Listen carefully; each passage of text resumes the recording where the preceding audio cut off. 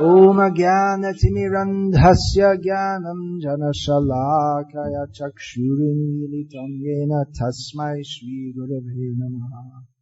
This is the celebration of the appearance in this world of Sri Nrsimha Swami, who is Krishna, Guruvayur, who has appeared in a form of like half man, half lion. Many millions of years ago. The events behind the appearance of Lord Nrsimha Swami are recounted in Srimad Bhagavatam and other Puranas. It goes back to a time when the Chatusam, the four Kumaras, they decided to go to visit Bhagavan Narayana in Vaikuntha. And they passed through all the entrance gates, but at the last gate they were restrained by the doorkeepers, Jaya and Vijaya. The four Kumaras, they are ancient sages, but they look like little boys of only 4 or 5 years old. So the Jaya and Vijay, they thought that these are only little boys. They're not qualified to enter Vaikuntha.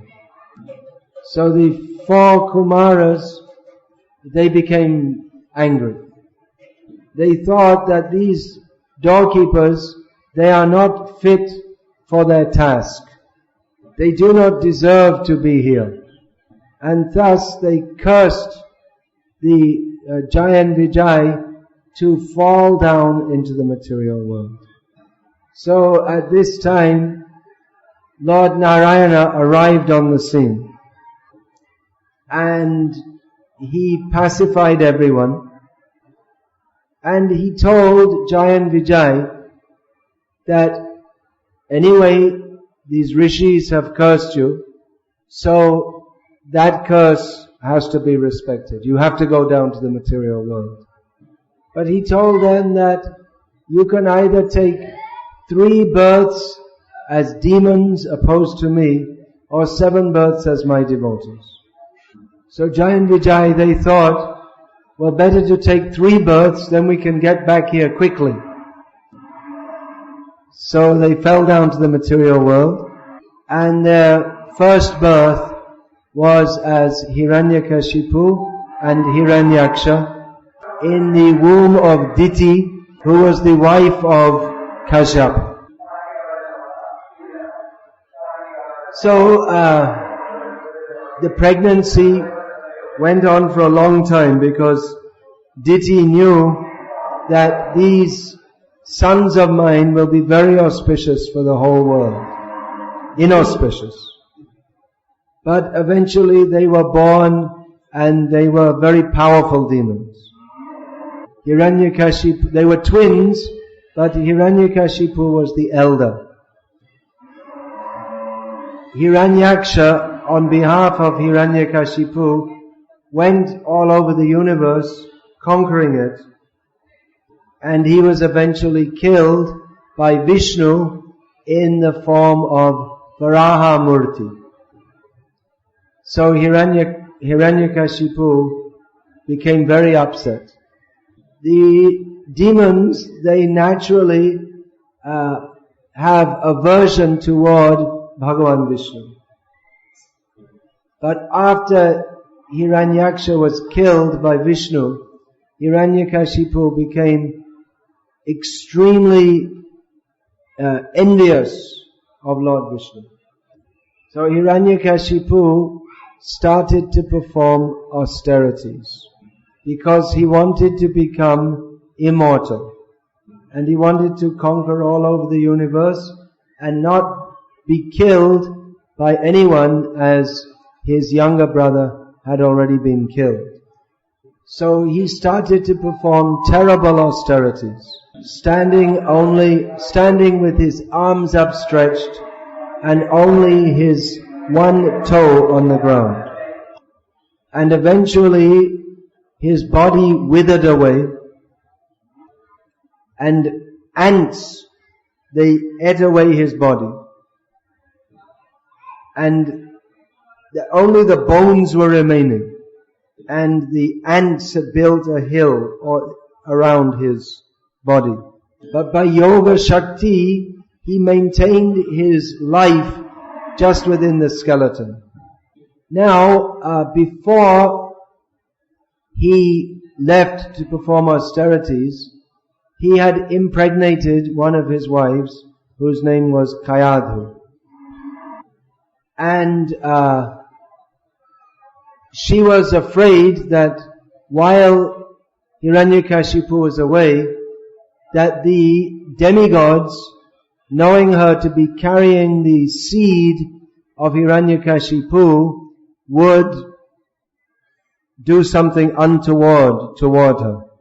And actually the demigods, they thought that this great demon Hiranyakashipu, his son is going to be born, so better, as soon as this son is born, we shall kill this son. So while they were scheming like that, Narada Muni arrived on the scene. And he said, he told the demigods, you have miscalculated. Although Hiranyakashipu is a great demon, this son will be a great devotee.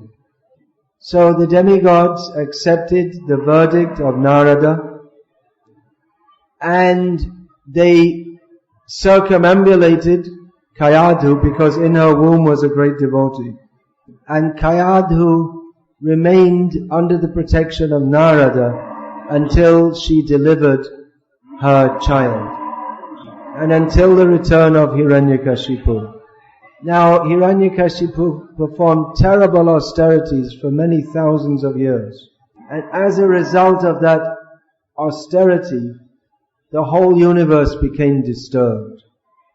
It became filled with smoke, and no one could breathe properly. All the demigods became disturbed. So they approached Lord Brahma, who who then proceeded on his swan airplane to just over the place where Hiranyakashipu was performing his austerities. So, seeing him in that situation, Brahma poured some water from his kamandalu over the form of Hiranyakashipu, which was reduced to a skeleton, which immediately restored the body of Hiranyakashipu to a full, fleshy, beautiful body. So, understanding that Hiranyakashipu had performed these austerities for the sake of attaining a boon, Brahma offered a boon to Hiranyakashipu. Brahma's aim was to stop Hiranyakashipu performing such austerities which were disturbing the whole universe. So Hiranyakashipu asked Brahma for the boon of immortality. But Brahma said, I cannot award such a boon. Even I myself also have to die. So Hiranyakashipu recalculated, and he asked for a set of boons which he thought would bestow on him immortality. He asked that you give me the boon that I will not die in the day or the night. So that in itself sounds like you're immortal if you get that boon, doesn't it? But Hiranyakashipu wanted to make sure, so he asked for further boons. He said that, give me the boon. Yeah, so anyway, Brahma, he fulfilled that boon, tathastu. So Hiranyakashipu, he asked for the boon that he would not be killed by any man, god, or beast. That he would not be killed inside any building or outside. He would not die inside any building or outside any building. That he would not die on the earth, in the sky, or in the water. That he would not die in any 12 months of the year. So in this way he asked for so many boons by which he thought, now I am immortal. So having attained these boons, he set off to conquer the universe. And he was extremely powerful. He was, after all, the doorkeeper of Lord Vishnu, who had come to this world. But his mentality had become reversed. So he was able to conquer the universe. Indra's thunderbolt, he laughed at it. That Indra's thunderbolt, which could smash any mountains, which could destroy millions of armies, to Hiranyakashipu, it was no more dangerous than a fly landing on his body.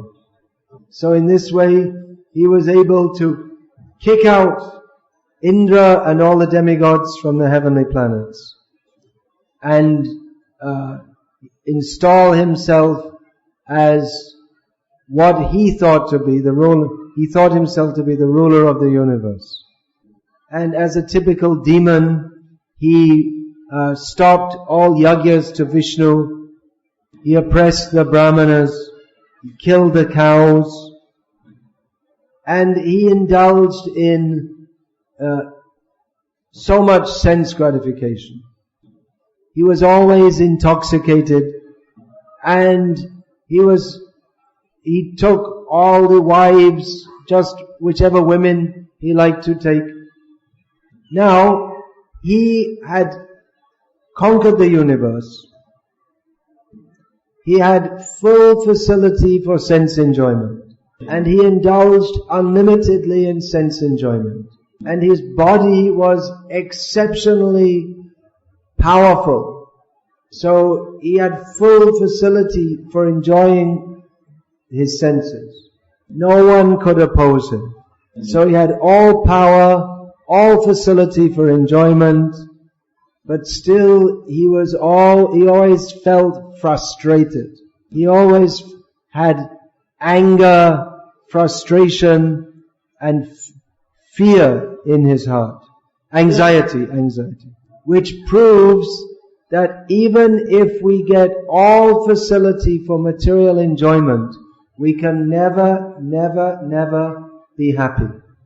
We can only be happy if we recognize our constitutional position as servants of Krishna. Unless we accept our original constitutional position as humble servants of Krishna, we can never be happy. If we accept our position as the humble servant of Krishna, we will always be fully blissful. We won't have any desire for material enjoyment. We won't have any desire to conquer the universe. We won't have any desire for power or position. We won't have any desire to show ourselves better than others. We won't have any desire to exploit others.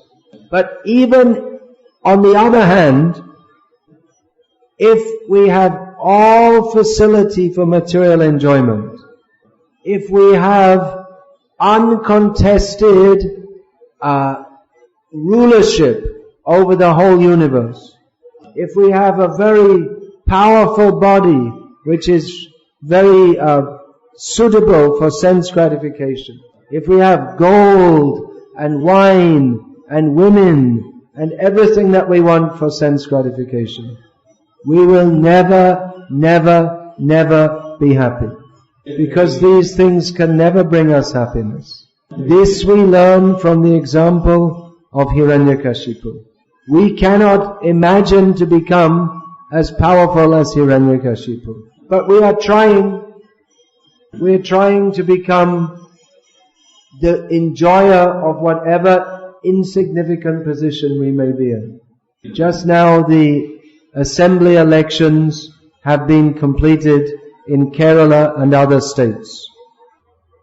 And actually, the previous chief minister, he had at least one very great quality about him.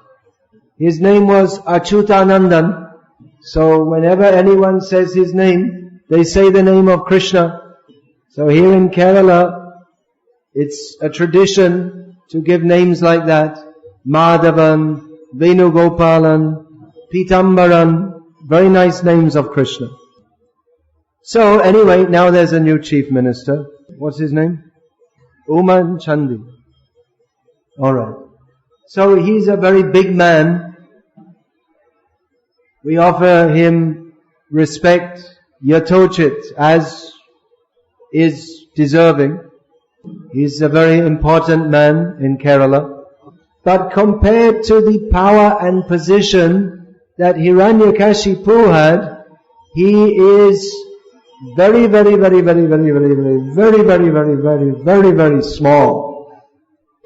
But Hiranyakashipu, despite getting such a very big position, was always discontent. So we cannot think that anyone will be content by becoming the chief minister of any state in India. Nothing in this material world can make us happy.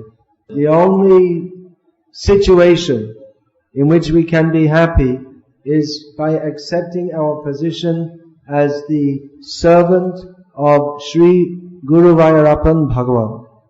So anyway, Hiranyakashipu was enjoying his uncontested position as the ruler of the universe.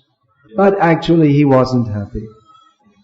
And we can see that also with any big man in this world, that if they're not a devotee of Krishna, that whatever big position they may have, they're not happy. But Hiranyakashipu's son, Prahlad, he was happy. Prahlad means, the very meaning of the name is very happy. Much happiness.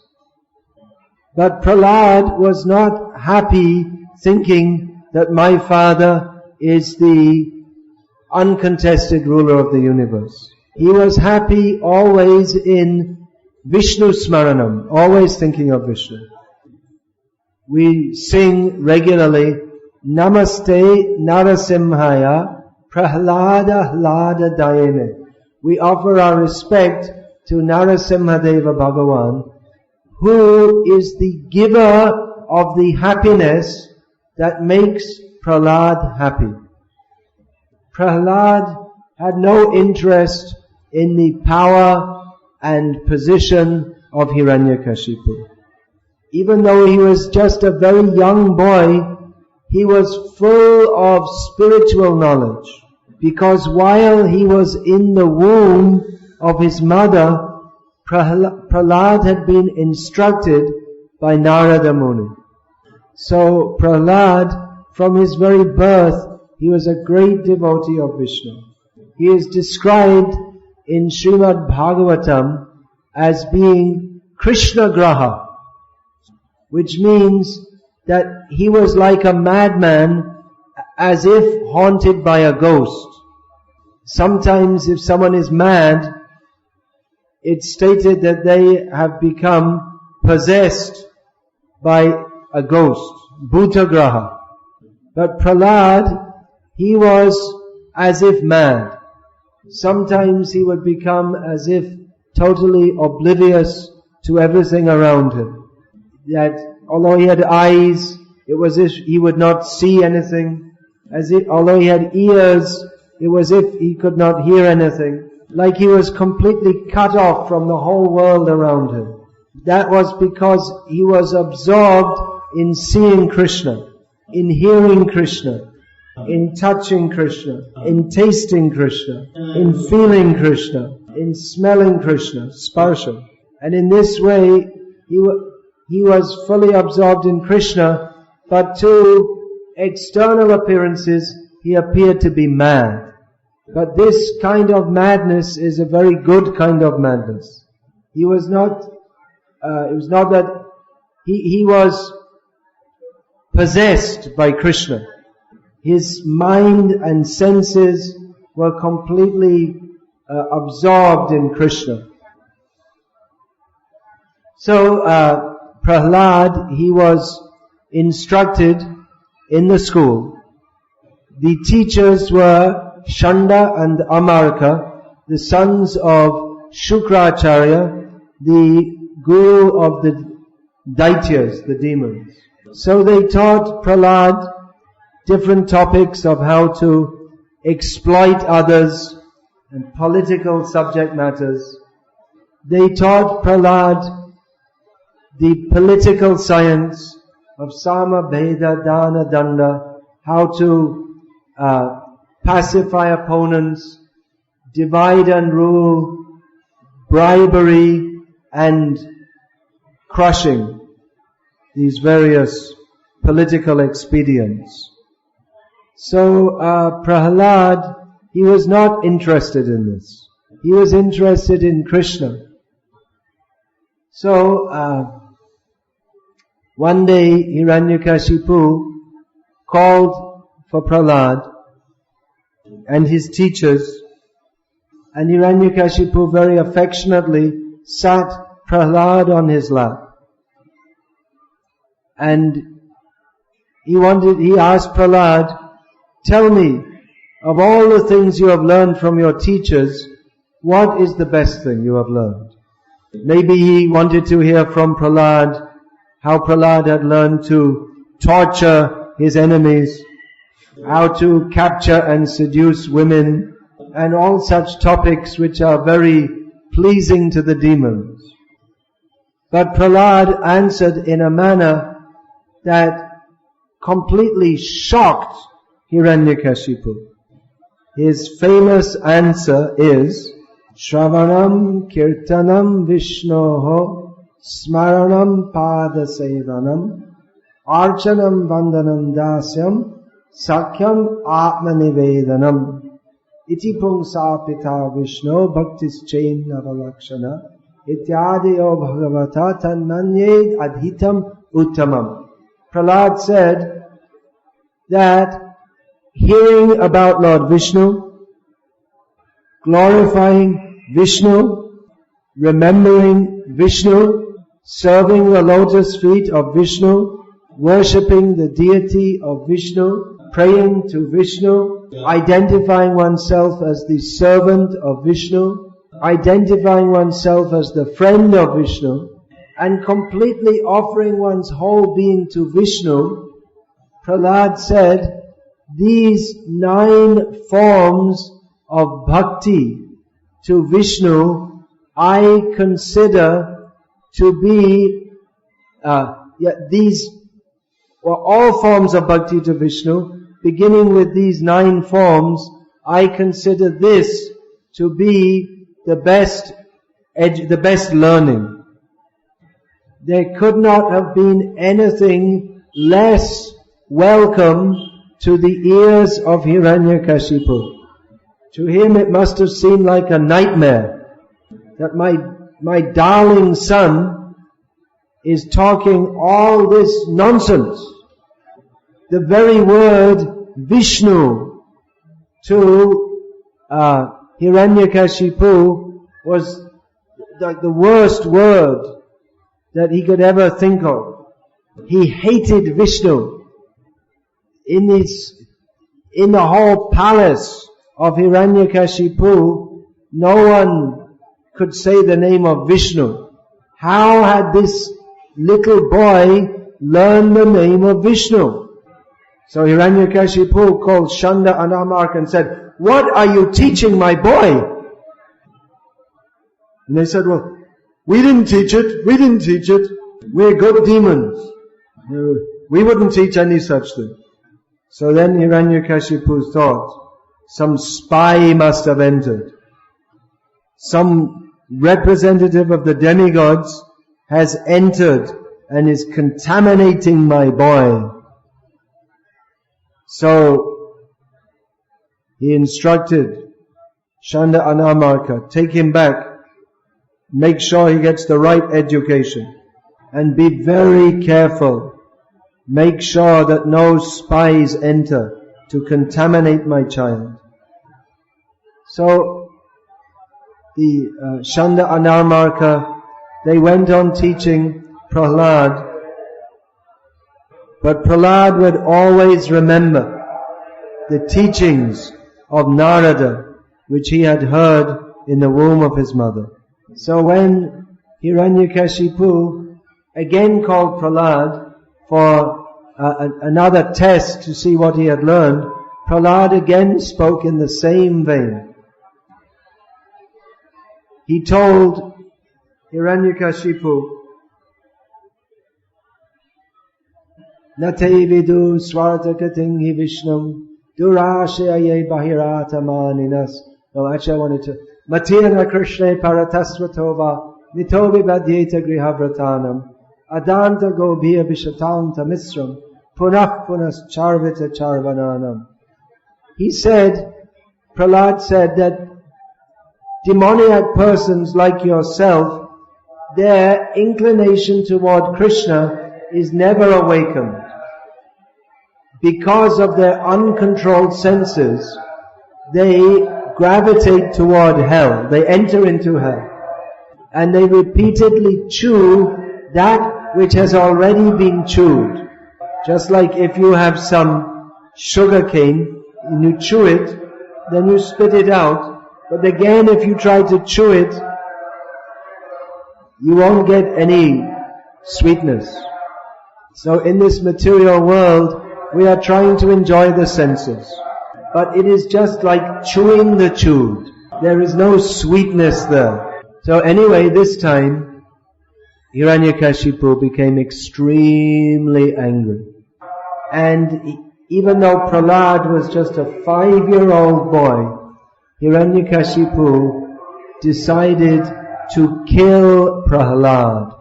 He issued a death sentence, capital punishment on Prahlad for the crime of being a devotee of Vishnu. So then he Hiranyakashipu ordered his guards to strike Prahlad with various weapons and kill him. But Prahlad remained completely undisturbed. He simply remembered Vishnu. And the weapons of the demons could not harm Prahlad. So in various ways, Hiranyakashipu tried to kill Prahlad by throwing him from a mountain. But Prahlad simply remembered Vishnu and he landed without any injury. Hiranyakashipu had Prahlad thrown into a pit of poisonous snakes. Prahlad remained very happy, remembering Vishnu. He was not harmed. So Hiranyakashipu sent a mad elephant to attack Prahlad. But Prahlad remained happy and the elephant didn't harm him. Hiranyakashipu had poisoned food fed to Prahlad. He offered the food to Vishnu and took it as prasad and digested it very nicely. So Hiranyakashipu became totally frustrated. And Hiranyakashipu understood that he considered his own power insurpassable, but this little boy was defying him. It was totally humiliating to Hiranyakashipu. So he asked Prahlad, what is the source of your power? Because Hiranyakashipu had got power by performing austerities and being blessed by Brahma, but Prahlad, he hadn't done anything. He's only a little boy. How could he get so much power? Prahlad said, the source of my power and the source of your power is the same. The source of all power is Vishnu. Hiranyakashipu he was already furious and he became more and more extremely angry. And Hiranyakashipu, he asked Prahlad, he said, you say that your Vishnu is everywhere. So is he in this pillar? The pillar in the palace? So Prahlad said, yes. So Hiranyakashipu struck that pillar as if to show, you see there's no Vishnu inside the pillar. Or maybe he thought if Vishnu is in the pillar, I'll smash him. Out of the pillar came some massive form. The pillar broke, and out of that pillar came the form of Vishnu with the upper part, the face of a lion, the claws of a lion, and the body of a man. To fulfill the promise, so that his devotee's word would not be shown to be wrong, Vishnu, who is everywhere, manifested himself personally within that pillar. So Hiranyakashipu, he thought, now Vishnu has come, now I will kill him. Of course, no one can kill Vishnu. But there was a great fight, and eventually Vishnu, Nrsimha, he grabbed Hiranyakashipu, and Nrsimha sat down, placed Hiranyakashipu on his lap, and ripped his body to pieces with his nails.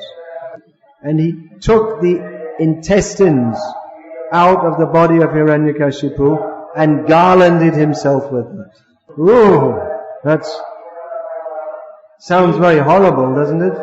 That same very sweet boy who you're going for darshan of, or you've already taken darshan of, that very sweet boy who steals the butter of the gopis and charms the hearts of the gopis, came in the terrible form of Nrsimha and ripped apart the body of Hiranyakashipu. So that was it. Hiranyakashipu was dead. But what happened to all his boons? He had the boon that he would not die in the day or the night. So Nrsimha appeared in the Sandhya, evening, dusk time, which is neither exactly day or night. So in this way, the boon of Brahma was kept intact. So Hiranyakashipu had asked for the boon that I will not be killed by any weapon. He wasn't killed by any weapon, he was killed by the nails of Nrsimha. Hiranyakashipu had the boon that he would not be killed by any man, demigod or beast. So Vishnu came in the form of half man, half lion. So it's not a man, it's not a beast, it's not a form of a man, it's not a form of a beast, but something mixed. So in this way, Brahma's boon was kept intact. So Hiranyakashipu had the boon that he would not die on the land, in the sky, or in the water. But he was killed on the lap of Nrsimha. Hiranyakashipu had the boon that he would not be killed inside or outside any building. But Nrsimha Swami sat down on the veranda of the palace, which is neither inside nor is it outside. And Hiranyakashipu had the boon that he would not be killed in any 12 months of the year. But this Hiranyakashipu killing took place in the extra month, the 13th month. So Vishnu is always more intelligent and more powerful than the most intelligent and most powerful demons. You cannot cheat him. He cheated Hiranyakashipu. So today we are celebrating Nrsimha Chaturdashi. We will fast until after dusk, after the appearance of Nrsimha Dev. An important point, we know that we see here so many thousands of pilgrims are coming. They have faith in Guruvayur, but they may not believe all the narrations in the Puranas. There are many atheists who say that the narrations in the Puranas are mythology. They say, what is this? Half man, half lion? We never saw any form like that. Well, that's what Hiranyakashipu said. Look what happened to him. So, those devotees who have scientific knowledge of the personality of Godhead know that He can do anything. He can appear in any form that He likes. Just because we, with our tiny intelligence, think that He cannot do something, doesn't mean that He cannot do it. If Bhagavan had to fit within what we thought He should be like, then He wouldn't be Bhagavan. So, apart from having a sentimental belief in Bhagavan Vishnu, Guruvayur, it is better to have full knowledge of the scientific basis of Krishna consciousness. The Shastra presents complete scientific knowledge of the personality of Godhead. Bhagavad Tattva Vijnanam Mukta Sangasya Jayate.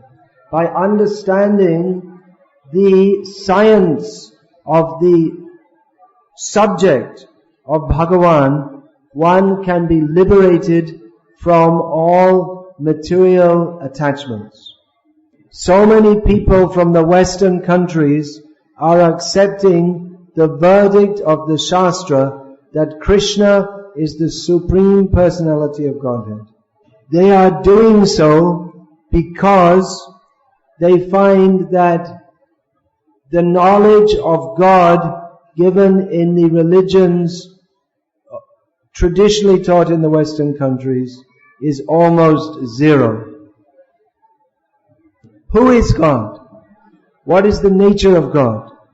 What does He do? How can we approach Him? All this information is given in Vedic literature. So that knowledge which is not given in the religions of the Western countries is given in great detail in the Vedic literature.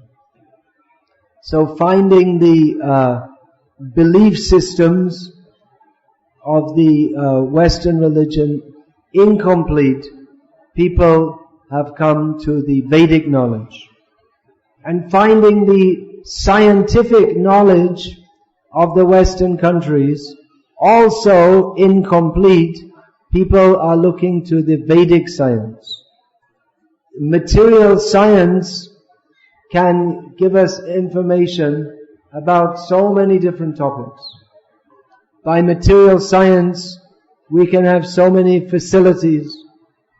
Just like here now, where there's electric light, electric amplification, electric fans, and you can't see it, but there's an electric clock here. So, science gives so many facilities, but it doesn't satisfy the heart.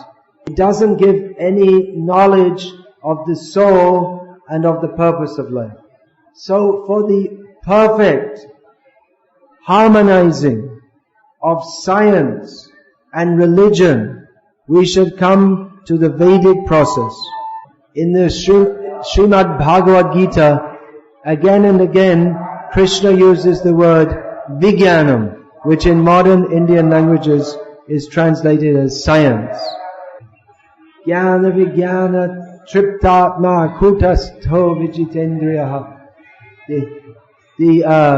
A person becomes, Bhagavad Gita, Krishna describes that one becomes perfectly satisfied and situated in the transcendental position by knowledge, jnana and vijnana, science. So we have many books here by His Divine Grace Srila Prabhupada, which present the ancient Vedic teachings in a manner suitable for modern man. So we invite everyone to take some book of Srila Prabhupada. We have books in English, Malayalam, Hindi and other languages, which explain the purpose of life and how to fulfill it. So on this auspicious day of Nrsimha Chaturdashi, we invite all the pious pilgrims here to avail of this opportunity to purchase the books of Srila Prabhupada, which give full knowledge of the unity of religion and science.